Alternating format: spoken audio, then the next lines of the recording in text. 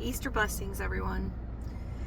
This morning I went on my phone to look something up, and the first thing I saw was a reference to Trump's Easter message. If you have not read his Easter message, you might want to do that. I'm making light of it. I'm not making light of it. I don't know what I'm doing, because sometimes I feel like I'm cracking up over this. I don't know. On Easter Day, a message filled with revenge, hate, lies, name-calling, bullying, division. It's absolutely appalling and nauseating. And I'm not here to reiterate what everybody probably knows. If there's anybody that could read that message and still think that he's going to do something good for this country, I don't know. I don't know what to say to you. We are in dire straits, but I have faith in the true Easter message, which is about resurrection and rebirth and life. I'm looking out my car window. I'm getting ready to go for a trail run, and I'm seeing today everything. The trees are blooming, and it's that fresh, beautiful light green, yellow green color that just enlivens your soul and your heart. And I guess I'm saying to myself, and if it helps you, I'm talking to myself and I'm saying, he's not going to win. This isn't going to stand. Not in a country of Americans where we are so resilient about our freedoms. And we may have been very lax about our unity for too long now. But I think that's starting to rise again too, just like Jesus rose on Easter Day. We do believe in our freedoms. And our freedoms to be who we are, our freedoms of speech, etc. But I think that this situation is, our government is leading us to a place of unity like we have never been before as a country. And I'm here for it. I'm choosing to focus on that. I'm not going to let his message and have him in parallel call himself a good Christian take away the true message of what Christ was trying to teach us, which was that the cross is the intersection of our humanity and our divinity. And I think both of them are rising up right now. We are coming into our highest human form. We are wanting to embody that again. And we are remembering our divinity. Because whenever we come into a place of unity and we say no to separation, no to bigotry, no to division, no to traitorism, I could go on and on.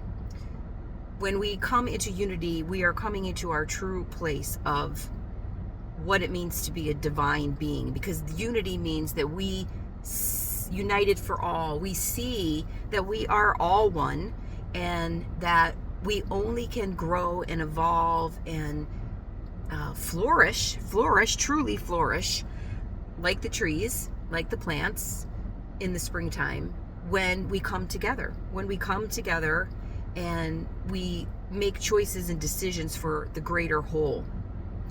And when we take care of the people who aren't as privileged or as fortunate or as wealthy or as famous or as whatever, our veterans, our disabled, our handicapped, our people that were born with, mental deficiencies, people with mental health issues, diagnoses. I'm trying to get everything in here, and I know I can't get everything in. People that are looked at differently because of their gender or their color or their sexual orientation or whatever label it is that they choose to call themselves, because we are Americans and we want to live in a state and exalt a state of freedom. That is why all the other countries of the world look up to us and look to us, because they know that we're strong and we're tough and we protect our freedoms. And that means that we're going to have to protect our Constitution. We're going to have to stand up for our democracy in a way that we have never done before. But getting back to Jesus's message, we have to remember that no matter how much we are crucified, that within us lives the resurrection. That is who we truly are. And so on this Easter day,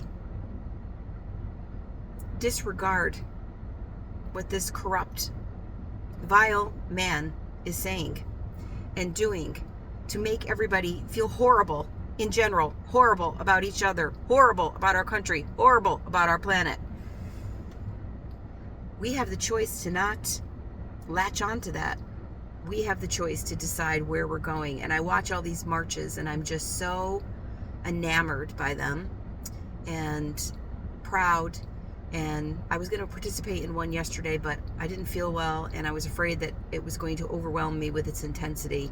But now I'm feeling bad that I didn't go. I'm wishing that I did, and I will go. There will be plenty of opportunities to go, and we all must stand up and rise up and speak up for freedom and for belonging, everybody belonging, and for compassion and kindness in any way that we see fit and that we can, whether that's marching, whether that's calling your congresspeople, whether that's speaking out on social media, whether it's creating art around it, whatever it is that you can do, do it. Whether it's praying, simple but powerful things like praying every single day. You know, I've been saying, when I start to get angry, I pray, I say, I let the light come into his heart, God. Please let the angels shower him in a remembrance of what life truly is, what Jesus taught us, which is Jesus hung out with the thieves and the crippled people and the people who had diseases and the prostitutes. He didn't turn anybody away. He didn't divide anybody. He said God's message it relates to every single one of you. Within you there is a light and a power, and we need you, and we need you, and we need you, and we need you. And he talked about loving your neighbor and honoring your parents and honoring each other. And how Trump's Easter message has anything to do with Jesus's Easter message is beyond me. Don't give up. Don't let this barrage of insanity make you either put your head in the sand or pretend this isn't happening or make rationalizations for it or say it's just the media over emphasizing what they want to. What I do is I watch what's coming out of his mouth when I'm watching him speak. I read what he posts on his social media pages. These are the things that cannot be twisted, cannot be, you can't convince yourself that it's not what it is. We know what it is. Oh, I'm sorry. I know this isn't a pulled together message. I'm frustrated. I'm scared. I'm overwhelmed. I'm pissed off. I'm tired of opening up my TV, my social media, anything written. You can't get away from it. It's everywhere. And I just have to say to myself, that's because the universe is trying to show us something. It's everywhere because we need to look at it. We need to see it. All of the corruption is coming to the surface. And in the end, this is going to be good. Just like a wound that festers, eventually it comes to a state of equilibrium and healing, and it returns to a renewed state. Your body renews. Jesus's body renewed. Our bodies will renew. Our minds will renew. Our emotions will renew. But in the meantime, we get to choose. We get to choose to live in a state of looking at this as a rebirth instead of a death. And that's what Jesus taught us among so many other things.